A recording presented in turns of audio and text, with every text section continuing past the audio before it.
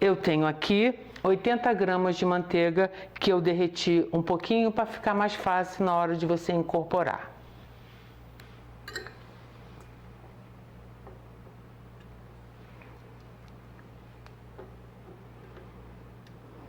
Para o pessoal fit de plantão, você pode substituir a manteiga por óleo de coco, ou então, se você não quiser usar manteiga mesmo, você pode usar algum óleo, ou óleo de girassol, ou óleo de milho.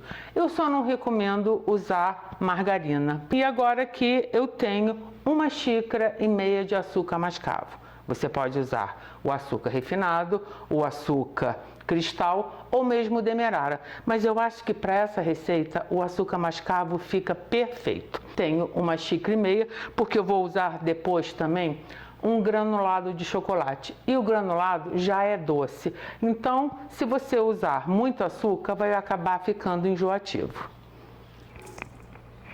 Bom, agora eu vou baixar e dar uma misturada nesses dois ingredientes antes de mais nada.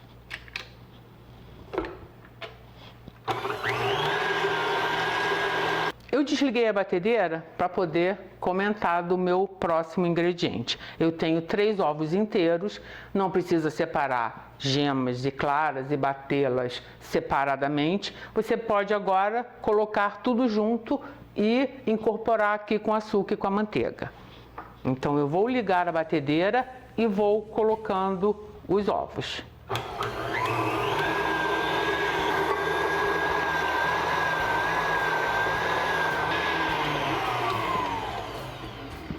Nessa fase, você precisa bater um pouquinho, principalmente até para que o açúcar fique mais dissolvido. Então eu vou ligar de novo para fazer mais um barulhinho. Vou deixar até que eu sinta que essa mistura já está bem lisinha.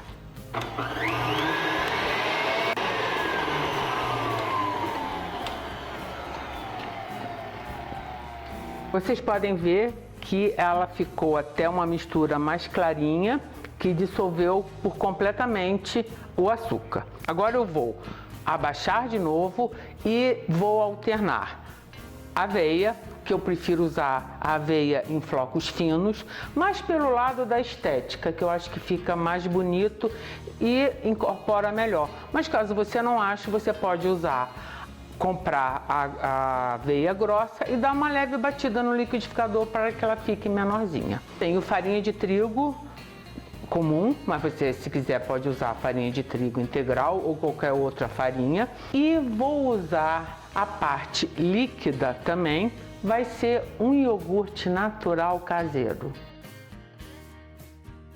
Essa dica do iogurte, ela é ótima porque ele fica um bolinho super molhadinho.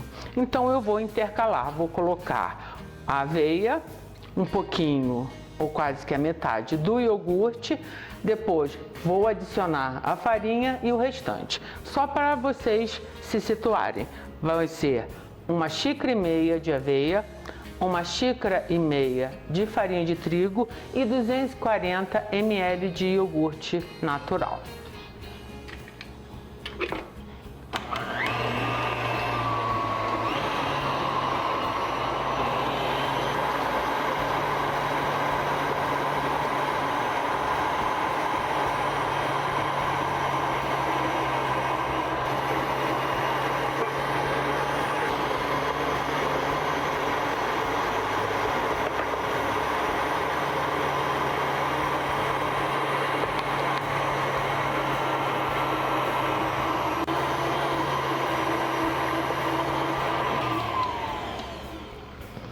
Uma dica que eu dou é a seguinte: para evitar que na hora que você for colocar essa massa pronta na forma, no fundo fique alguma coisa grudada, nesse momento eu vou levantar aqui a cabeça da batedeira e com a minha espátula eu vou liberar toda a lateral e o fundo da forma para, se alguma coisa estiver grudada, se incorpore melhor.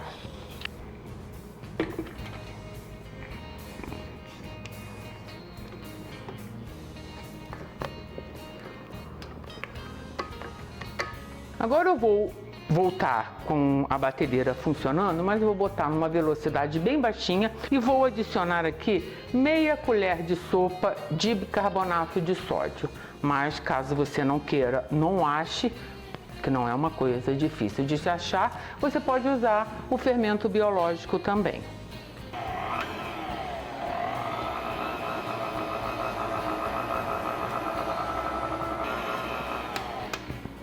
E agora também, nessa mesma velocidade baixinha, eu vou adicionar uma xícara de granulado e depois vou falar logo para evitar de ficar parando. Eu tenho aqui uma xícara de chocolate meio amargo que eu cortei nos pedaços maiores porque eu quero que depois que esse chocolate, quando ele for ao forno, que fiquem pequenas pocinhas de chocolate no meio, uma delícia.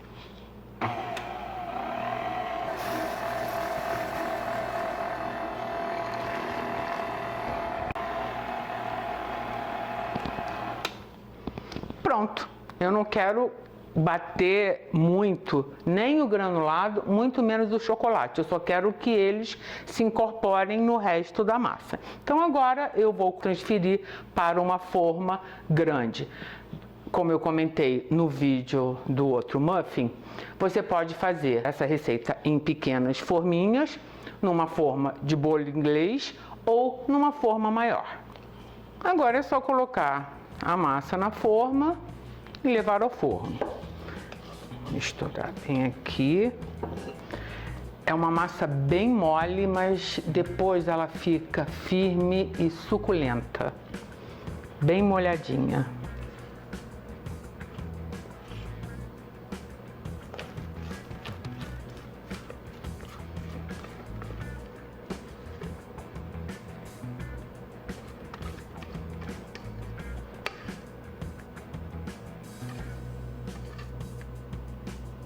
Eu estou usando essa forminha de silicone, mas sempre coloco um prato embaixo porque ela é completamente molenga, sem jeito. Então essa é a minha dica para evitar que tenha algum acidente. Outra dica também é colocá-la no forno bem baixinho. Ela vai demorar um pouquinho mais, mas você não tem perigo de, às vezes, acontecer de o fundo ficar queimadinho, mas o miolo ainda estar mole. E daqui a pouco eu volto. Esse bolo, ele é muito fofinho e nessa forma grande, ele demora bastante tempo para ficar pronto. No meu forno, baixinho, 160 graus, ele ficou por 1h40. O miolinho dele ainda continua um pouquinho molinho quando você testa, mas depois que ele esfria, a tendência é que ele fique sequinho no ponto.